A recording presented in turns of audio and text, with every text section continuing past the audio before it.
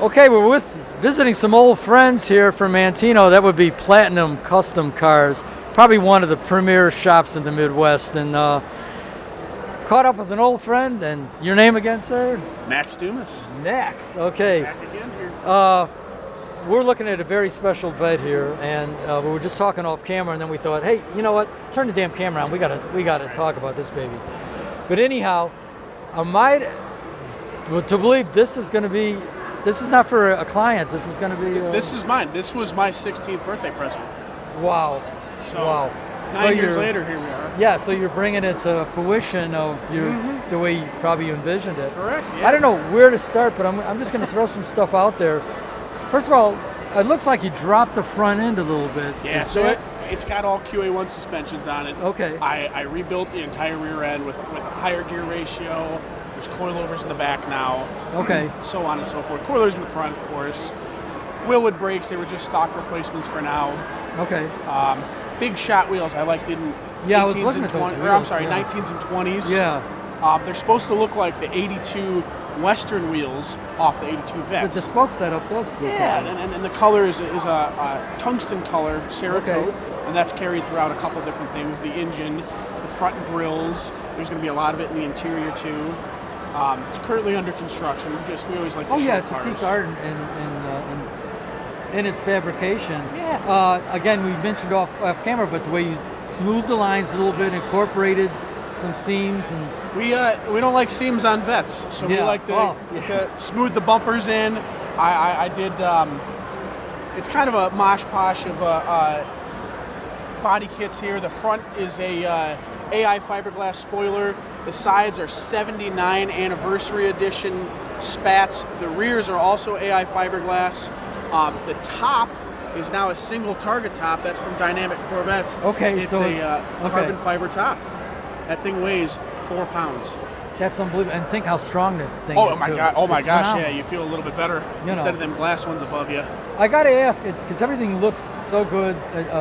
You going to keep the gray interior? Or? No, I'm going to end up doing some kind of saddle color interior, kind of what was similar to the Vipers that this body color came from. Yes, you're right. You did mention that this special color. Snakeskin green. I happen to have some in stock. Okay. So, parts in stock, use what we got. And before we drift to the back of the car, that's a crate motor? Yes, that's a 350 Ramjet. GM came out with those. Edelbrock designed the fuel injection before they came out with the ProFlows.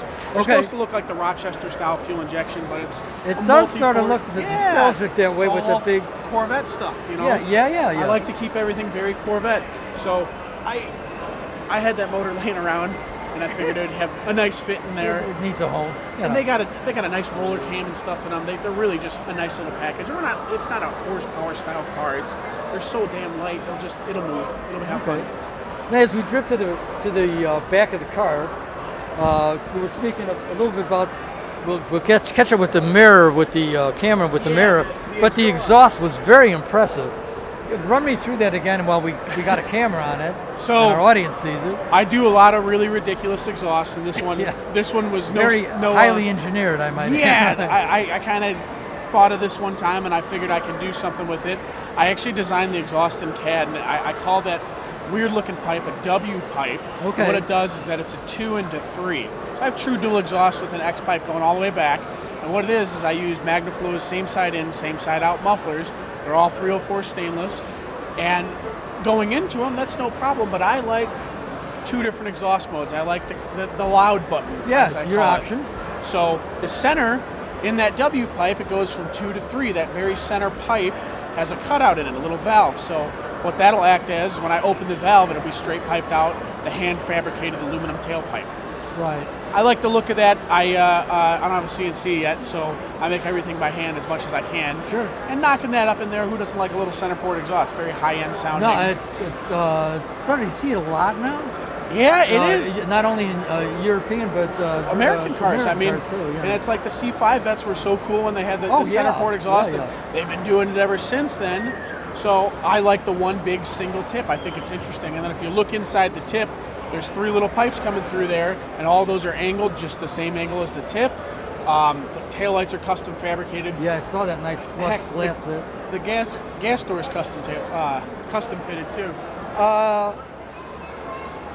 Okay, how does that open? Just out of So I didn't dare like, I ask? I didn't like the thumb hole, so I made it open like this.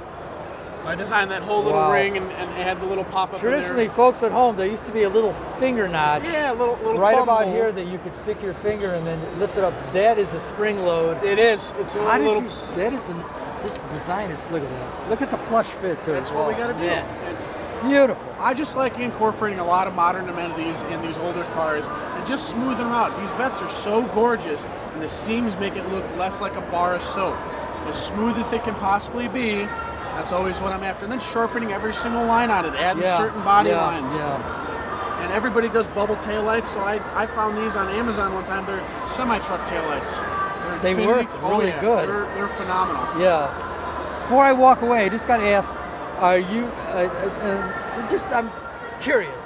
Are you thinking about putting any kind of a bolt-on roll bar in there, or just letting it go, or? I'm gonna probably build something for it. Okay, that's what I thought. I'm gonna probably build a stainless bar for it and polish the whole thing because I want a little bit more pop in there. There's gonna be a lot of polished stuff in the interior. I'm getting into designing interiors, so like the backdated dash, that's all fiberglass from Dynamic Corvettes. Okay. The Modern Classics console, I'm gonna have a different steering column. I couldn't get it here in time for the show, but all the stuff in the back's all hand fabricated aluminum with the big speaker system and doing a sub box.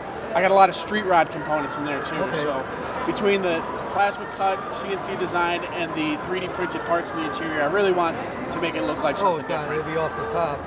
Are you gonna put the original glass back in, or? I did. So I found a 6-month-only glass from a 77 that doesn't have the defroster lines in it, so it'll be completely clear and perfect, so you can see all the work on the inside. Especially without the electronic. Oh my gosh! What was wild is when I bought it, they sent me the back half of the car because they didn't want to uninstall the glass. Wow. It was unbelievable. Oh wow! You can always use that. Yeah, too, for yeah. down I was the like, road, hey, down you the know, road if I or ever need a something. little piece of fiberglass. Yeah.